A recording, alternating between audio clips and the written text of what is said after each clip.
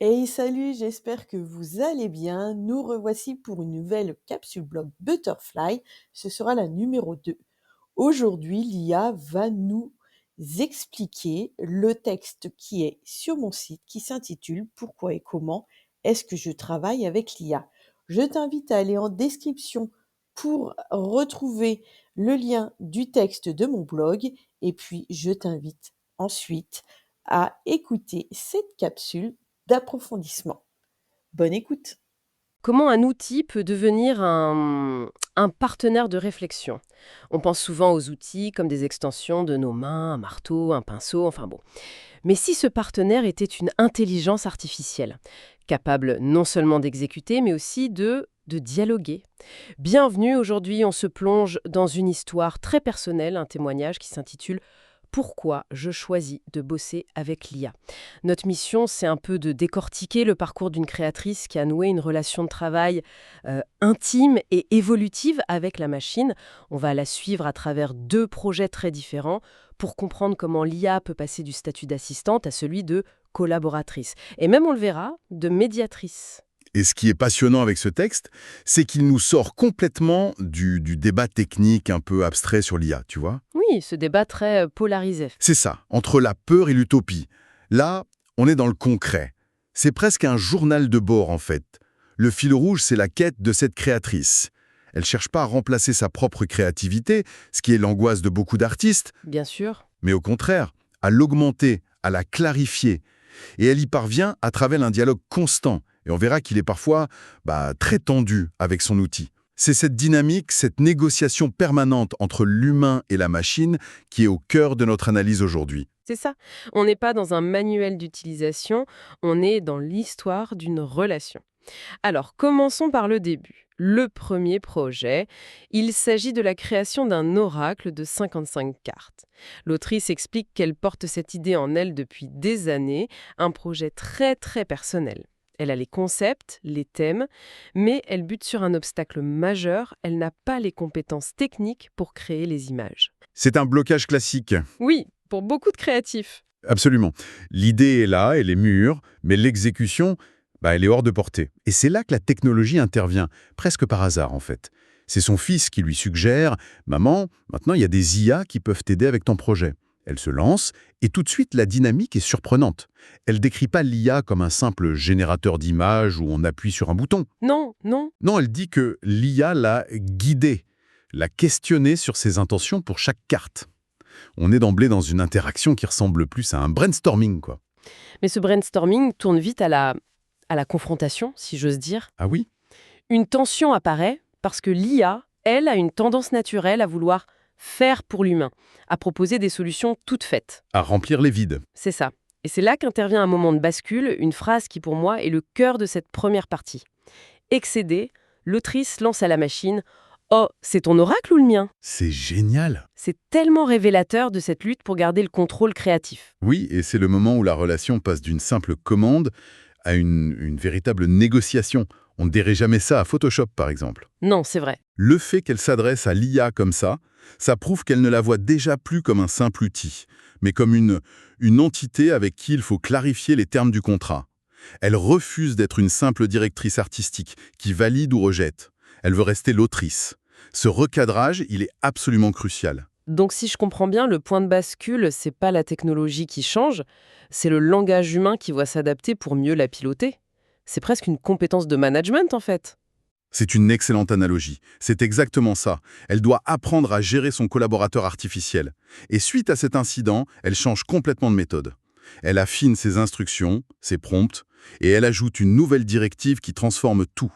Pousse-moi à la réflexion, ne me donne pas les solutions. C'est un changement de paradigme complet. Totalement. Elle demande plus à l'IA de produire un résultat final, mais de l'aider dans le processus. L'IA devient un sparring partner intellectuel. Et ça fonctionne. Est-ce que la machine est capable de jouer ce rôle plus subtil? Apparemment oui. L'autrice explique que l'IA la pousse à analyser chaque détail, à questionner ses propres choix. Mais, et c'est le point essentiel qu'elle souligne avec force, ce sont mes idées qui primaient. L'humain reste le maître à bord. Toujours. L'humain reste la source, l'arbitre final de la vision créative. L'IA est un outil extrêmement puissant pour explorer cette vision, la challenger, mais pas pour la définir. La souveraineté de l'artiste est préservée. Le témoignage est aussi très honnête sur les difficultés, hein. Ce n'est pas un processus magique. Elle raconte des frustrations, des limites très concrètes.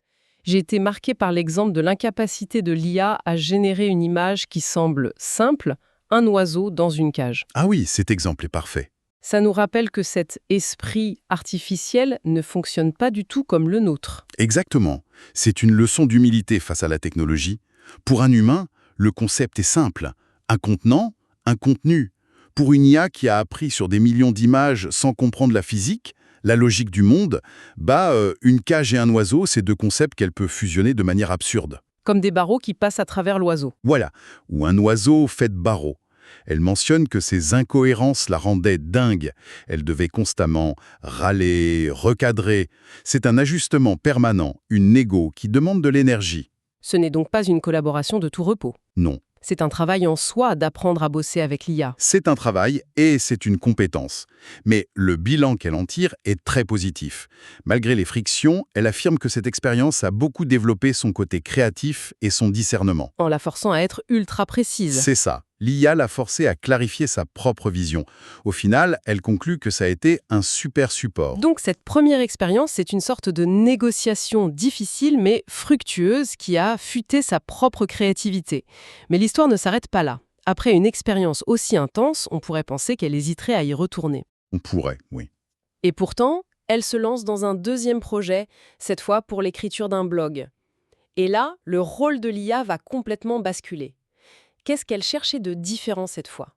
Alors, elle découvre un nouvel outil, Notebook LM, qui a une fonction intéressante. Il peut lire un texte que tu lui donnes et t'en fournir une analyse. Ah oui, Son intention de départ est assez logique, dans la continuité de son premier projet. Elle se dit « Et si l'analyse me permettait d'approfondir mon texte ?» elle cherche encore l'IA comme partenaire de brainstorming pour enrichir son travail. Et c'est là que le retournement de situation se produit. Complètement. L'IA ne lui propose pas de nouvelles pistes, pas d'approfondissement, rien. À sa grande surprise, elle ne fait que valider et reformuler brillamment ce qui est déjà là. Elle ne fait que confirmer en fait. Exactement. L'autrice écrit que les remarques de l'IA étaient plus que pertinentes et allaient toujours dans le sens de pourquoi j'avais écrit ce texte. Le rôle de l'IA change radicalement.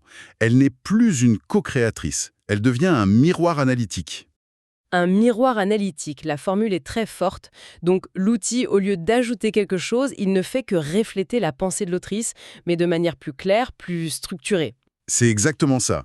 Et ce qui est contre-intuitif, c'est qu'on attend de l'IA qu'elle soit générative, qu'elle ajoute de la valeur.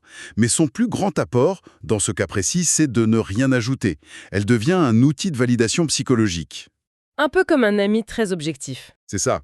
Ou un éditeur qui dirait « Non, ne doute pas, ce que tu as écrit est cohérent, clair, voici les points clés de ta propre pensée. » C'est un usage de l'IA dont on parle très peu, mais qui peut être incroyablement précieux pour un créateur. C'est fascinant, parce que l'outil devient un validateur de la pensée humaine. Mais ça crée un nouveau problème, un dilemme de luxe presque. L'autrice se retrouve avec une vingtaine de ses analyses audio, toutes très pertinentes, qui confirment la qualité de son travail, mais elle ne sait absolument pas quoi en faire. Mm. La question qu'elle pose est d'une simplicité désarmante.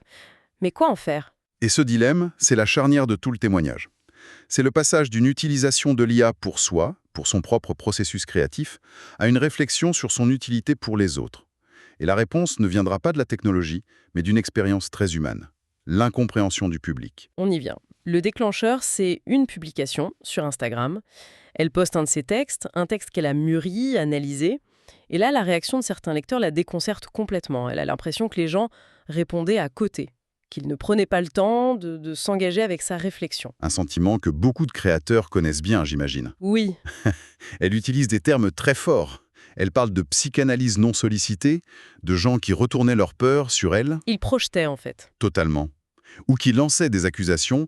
Elle cite cet exemple « Oh, tu as du ressentiment ». On sent bien le fossé, le décalage entre son intention et la réception.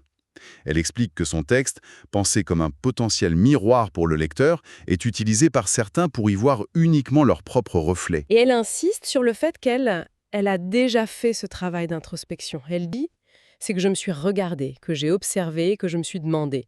Elle n'attend pas qu'on fasse sa psychanalyse, elle propose le fruit de sa propre analyse. Et c'est là que la lumière se fait. C'est là que les pièces du puzzle s'assemblent. Elle repense à ses analyses audio de l'IA, celles dont elle ne savait que faire. Et l'idée lui vient, et si elle les partageait? Ah, Et là, l'objectif change du tout au tout. Les enregistrements ne sont plus pour elle. Ils deviennent un outil pour les lecteurs, un guide. l'IA endosse donc un troisième rôle. Après l'assistante créative et le miroir analytique, elle devient une médiatrice de sens, c'est bien ça? C'est une idée assez radicale en fait. L'IA devient une sorte de tiers de confiance, un guide de lecture objectif.